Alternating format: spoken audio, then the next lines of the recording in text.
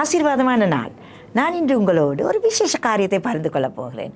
அதாவது ஆபிரகாமுடைய மகன் ஈசாக்குக்கு ஒரு மனைவியை தேடிக்கொண்டு போகிறார்கள். ஒரு கல்யாணத்துக்கு ஒரு மனைவியை தேடுகிறார்கள்.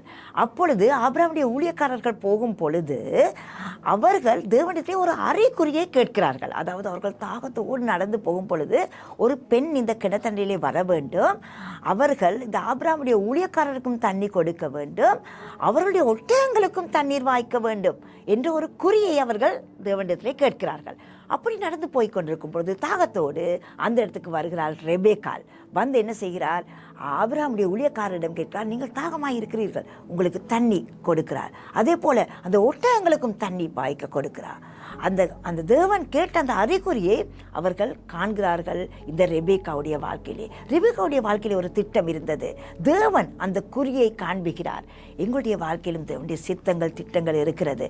நாங்களும் தேவனிடத்திலே சில அறிகுறிகளை கேட்கலாம். இந்த காரியம் சரியா, நாங்கள் எடுக்கும் தீர்மானங்கள் சரியா என்று நாங்கள் அந்த ஆபிரகாமுடைய ஊழியக்காரர்கள் கேட்டது போல தேவனுக்கு காண்பிக்கும்படியாக சொல்லலாம். தேவன் எமக்கும் காண்பிப்பார். அவருடைய வார்த்தையினூடாக, அவருடைய குறிகளினூடாக, இல்லாவிட்டால் யாராவது ஊழியக்காரனூடாக தேவன் எங்களோடு கதைப்பார். சரியான அறிகுறியை காண்பிப்பார். அதனால் நாங்கள் என்ன செய்ய வேண்டும்?